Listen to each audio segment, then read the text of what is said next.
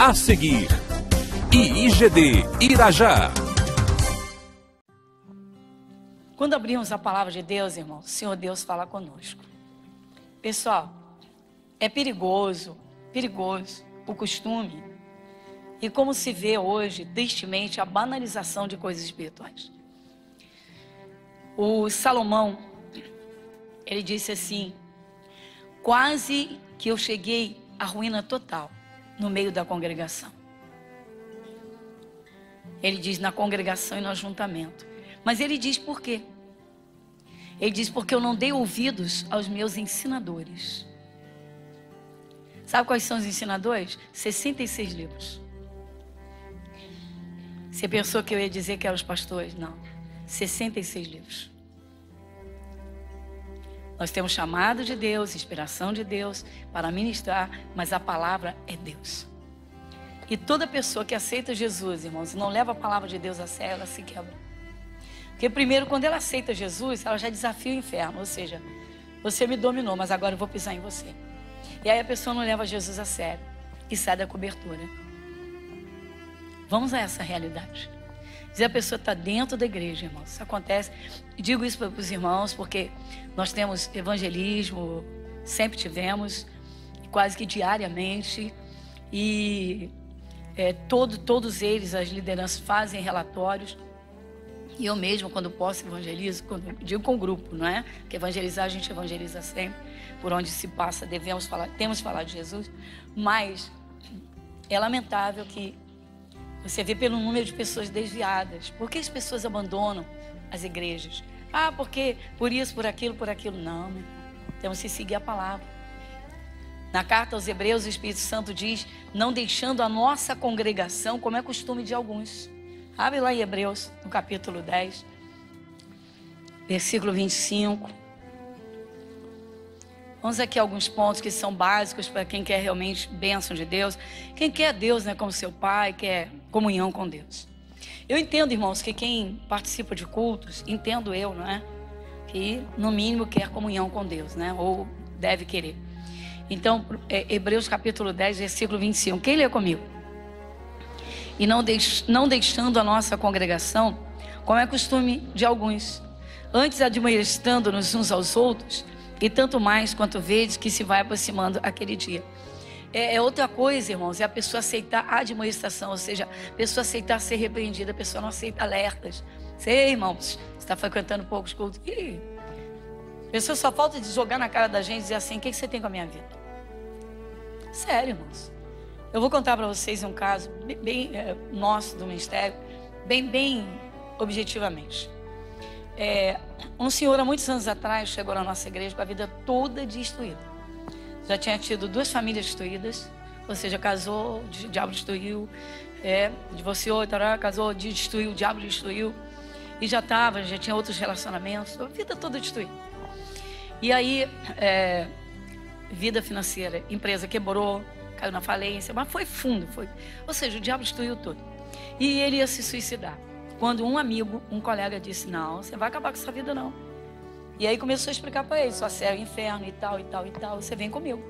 E trouxe quase na força. E ele veio e a princípio chorava muito, começou a ouvir, entendeu a palavra. E começou a participar direto.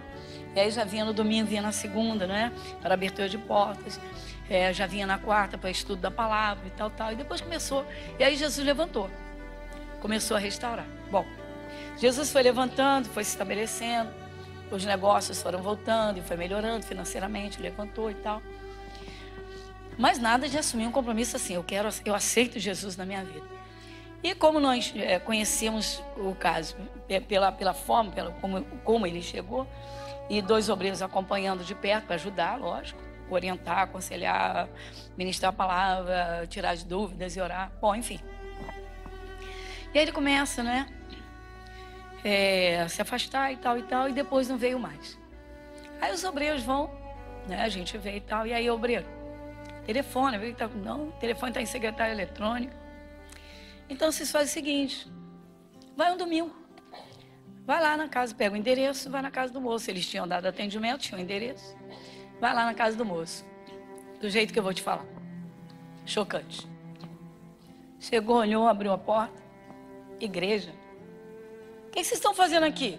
Eu pedi visita de vocês? Obrei o senhor. A igreja ficou preocupada, a pastora. Foi a pastora mesmo que pediu. Diga, pastor, que eu conheço o caminho. Eu sei o endereço. Pá, bateu a porta. Abre a sua Bíblia em Gálatas, capítulo 6.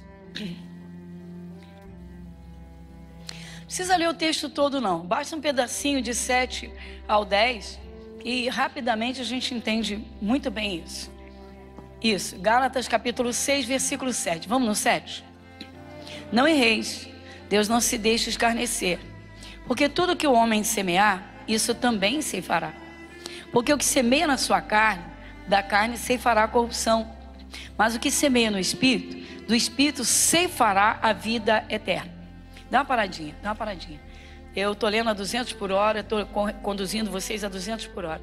Normalmente não se lê a Bíblia dessa forma, porque a Bíblia é o único livro que difere de todos os outros livros, ou todos e quaisquer que sejam.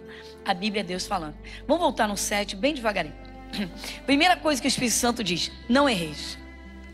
Deus não se deixa escarnecer, porque tudo que o homem semear, isso também ceifará. Porque o que semeia na sua carne, da carne ceifará a corrupção, mas o que semeia no Espírito, do Espírito ceifará a vida eterna. E não nos cansemos de fazer o bem, porque a seu tempo ceifaremos, se não houvermos desfalecido. Então, uma paradinha aqui no 9, tá? Então, aqui já é o suficiente para um bom entendimento da questão da pessoa fazer a vontade da carne. Quando nós aceitamos a Jesus, irmãos, o Espírito de Deus veio morar na nossa vida. Mas Jesus entrou, a palavra entrou, porque você ouviu. Do contrário, você não aceitaria Jesus. Você aceitou porque o Espírito Santo te convenceu da verdade. A palavra entrou dentro de você. Então, de agora em diante, nos tornamos, do momento em que aceitamos a Jesus, nós deixamos de ser pessoas apenas naturais. E quando um bebezinho nasce, papai normalmente, né, que a mãe está no hospital, então o papai vai lá no cartório e registra a criança, dá o nome ao filhinho, né? Faz o registro que aquela criança existe, né? Que é seu filho. Então, ali está o registro de pessoas naturais. Naturais, nasceu uma pessoa física. Mas quando uma pessoa aceita Jesus, ela nasce para Deus. Ela recebe Jesus no seu coração. Então ela nasce para ser espiritual. Ela agora, além de material, de pessoa física, ela é uma pessoa espiritual. E se ela entender bem a palavra, se assumir, como nós mostramos no culto anterior, quando uma pessoa aceita Jesus, ela ingressa na família de Deus. A partir do momento que ela ingressa na família de Deus, a partir daquele momento, ela é uma autoridade espiritual. Ou seja, se ela tiver um bom entendimento, um pouquinho, o diabo já não vai brincar com a vida dela. Porque ela sabe, ela vai assumir a sua autoridade, seu poder. Mas sabe que isso anda junto com a vida física. E aí? É aí que muita gente se machuca. Porque muita gente quer viver a vida física no mundo natural, deixando Jesus de lado e buscando Jesus como apoio para resolver os seus problemas, para ter cobertura.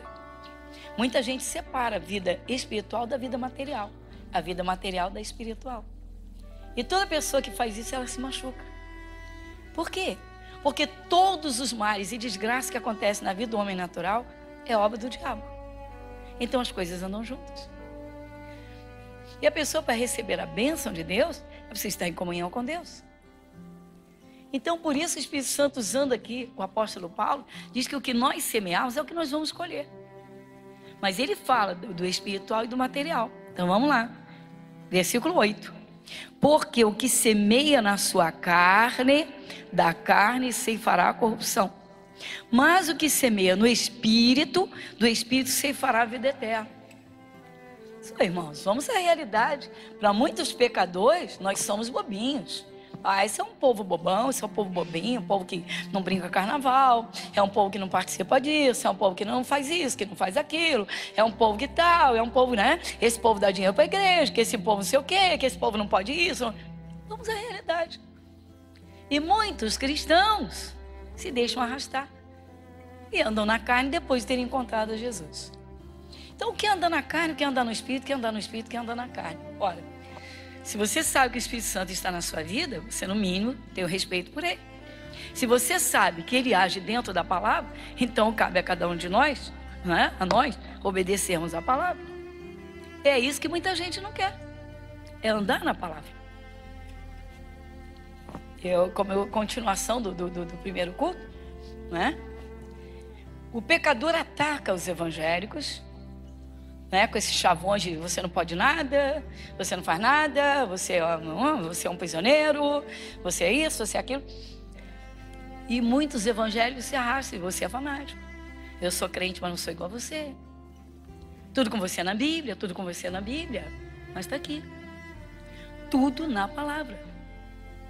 E se nós queremos desfrutar da paternidade de Deus, se queremos desfrutar, né, da prerrogativa de filhos de Deus, nós temos no mínimo de obedecer ao Pai.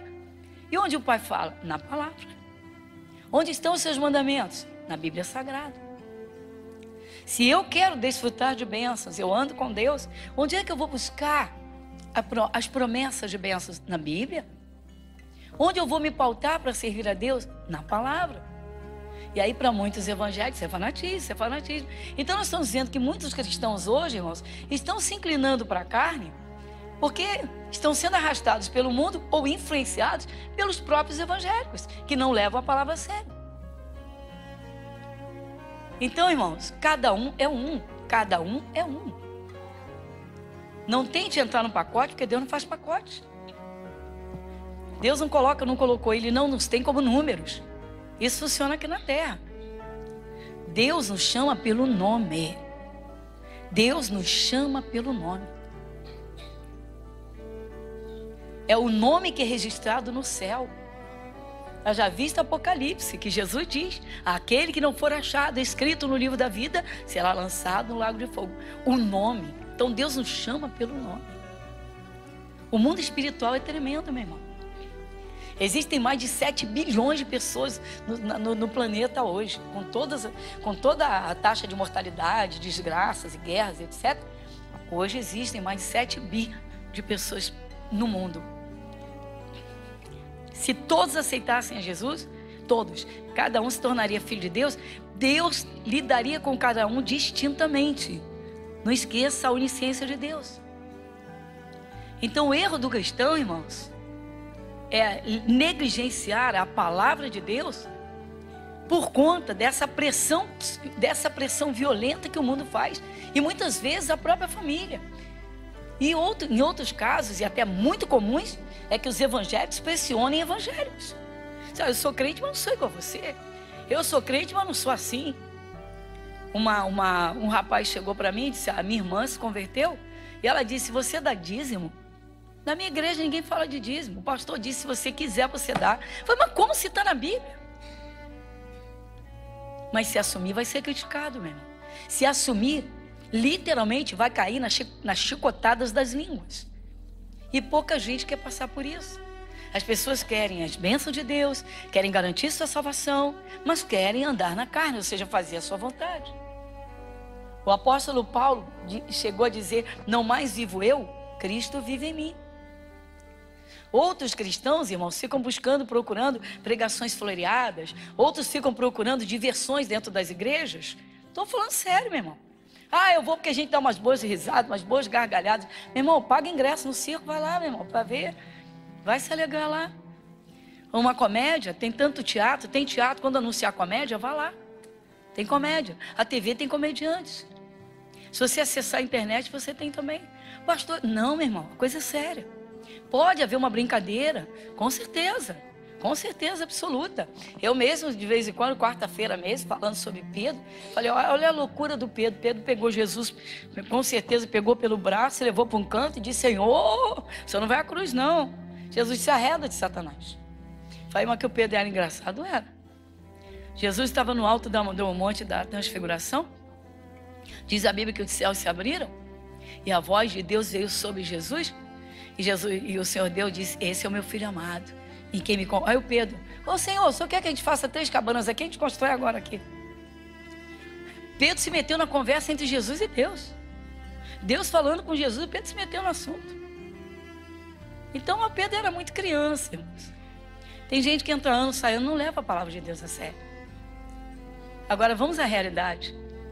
Quem aceita ser repreendido? Não, meu irmão. Às vezes a pessoa vem contar problemas e conta, e a gente escuta, depois diz assim: olha, a partir de hoje evita essa palavra, porque essa palavra vai te trazer maldição, ela vai te prejudicar. Ah, esse é meu jeito de falar. Irmã, aceita. Aí a pessoa fica chateada, depois assim: ah, não vou mais naquela igreja não. A gente não pode falar nada. Você só orienta a pessoa para ela não continuar errando. Errou até ali. Dali em diante não tem necessidade. Por quê? Porque o que ela semear, ela vai colher. Vamos à realidade, pessoal. Igreja não é para distração, não é para brincadeira. Não é. Igreja é para servir a Deus. Estamos no corpo de Cristo para sermos salvos. O objetivo principal de nós servirmos a Jesus é a salvação eterna. É o céu. O objetivo pelo qual nós obedecemos a palavra é para termos Deus na nossa vida, para que Ele não se afaste de nós em tempo algum. Então, infelizmente, muitas pessoas não querem isso, irmãos. Pessoas sem compromisso, literalmente descomprometidas com Deus, estão para todos os lados. A pessoa comprometida, ela tem que se preparar, ela tem de estar em cima de bases muito fortes, sabe por quê? Porque vai ser criticada à vontade. Você é fanático, você só quer saber de igreja, você dá dinheiro, que você faz isso, que você faz aquilo, você só quer saber da Bíblia, que você tem que falar como todo mundo fala. E você abre a palavra de Deus e vê literalmente 2 universos. O mundo natural e o mundo espiritual. Mas em momentos em todo, eles se misturam. Por quê? O que acontece aqui vem do mundo espiritual. Jesus disse que o diabo rouba, mata e destrói. Então vamos à realidade. O salmista diz: fira-me o justo. Será isso o óleo precioso sobre a minha cabeça? Ele disse: eu não vou rejeitar. As pessoas não aceitam isso. Se a criança anda errada, o pai, a mãe corrige. Criança que é pirracento, faz pirraça, não quer obedecer, não quer ouvir. E depois de adulto, paga o preço. Pois assim somos nós. Então nós aceitamos a Jesus para sermos filhos de Deus. Irmãos, ninguém jamais será cabeça feita nesse mundo se não estiver debaixo da direção de Jesus, que é a cabeça da igreja. Não existe corpo sem cabeça e cabeça sem corpo. Muitas pessoas dizem: eu não preciso de igreja para ser salvo. Eu não preciso de igreja. Surgiu há cerca de uns 8, 10 anos, surgiu aí, né, uma nomenclatura, uma nova nomenclatura, os desigrejados. Não aceito igreja nenhuma, eu sirvo a Jesus do meu jeito. Sirvo a Jesus do meu jeito. O orgulho faz isso, irmãos. Eu acho interessante, o Senhor Deus, Ele pôs todo ser humano no mesmo nível, embora Ele lide com as diferenças. Claro, claro. Tem as diferenças culturais, tem as diferenças financeiras, tem as diferenças. Mas Deus colocou todos no mesmo nível. Como? Derramou o sangue de Jesus para comprar cada ser humano. Só se entra no céu através de Jesus. Pronto. Quem é Jesus? A palavra. Então todo ser humano precisa ouvir a palavra. Precisa respeitar a palavra. Deus colocou todo ser humano no mesmo nível. Jesus levanta pastores para cuidar de ovelhas. O ricaço, o rico, o pobre e aquele que está chegando e aceita Jesus, que vem na pior miséria. O chamado bandidão e aquele que se achava santo e bom demais. Aí Jesus une todo mundo e diz: ó, você vai congregar, você vai fazer parte do corpo. Cabeça é Cristo, cabeça sou eu. E aí tem gente, não, como o caso do cidadão que disse: eu chamei a igreja aqui. Ou seja, quando ele estava todo quebrado, ele correu para Jesus. Quando ele se levantou, se reergueu e a vida já estava muito boa, financeiramente pelo menos, porque ele foi melhorando. Enquanto esteve na igreja, vamos dizer assim, houve sinceridade. Mas depois cansou e quis voltar para o mundo. E agora a igreja já não vale nada. Já não precisa da igreja. Pessoas orgulhosas que se acham superiores aos outros. Ah, eu vou estar numa igreja, tem o pobre, tem o coitado, tem o miserável, tem aquele que manifesta demônios, tem aquele ricaço. Pronto. Mas Deus fez isso, meu irmão, para dizer que Ele é o Senhor. Ele, só Ele é o Senhor. Só Ele é o Senhor. Às vezes as pessoas ficam procurando nível cultural de pregar. Não, na reunião do fulano eu não vou. Na reunião do não, eu vou na reunião do doutor fulano. Não. De repente o fulaninho, meu irmão, está com uma inspiração do Espírito de Deus tremendo, que vai falar, vai arrebentar com o inferno na vida daquele. A pessoa não entende. Igreja Internacional da Graça de Deus, Avenida Monsenhor Félix, 1120, Irajá.